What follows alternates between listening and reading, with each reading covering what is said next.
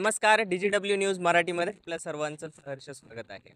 पण पुणेगाव, दरसवाडी, डोंगरगाव, पोहोच कालवा गेले महिनाभरापासून आपल्या चॅनलच्या माध्यमातून आपल्या दर्शकांसाठी वेगवेगळे भाग घेऊन आलो आहे. तर आपण नारपार पासून पाण्याचा उगम स्थान बघितलं. आज आपण अगदी टेलला म्हणजे डोंगरगावच्या बंधाऱ्याच्या काठावरती उभे आहोत आणि या ठिकाणी थोड्याच वेळात जलपूजन केलं जाणार आहे. ते भुजबळ यांच्या हस्ते जलपूजन होणार आहे. यासाठी जय तयारी आपल्या पाठीमागे सुरू आहे.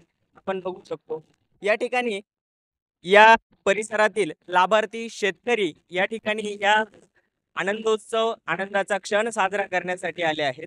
आपण त्यांच्याशी जरा बातचीत करूया.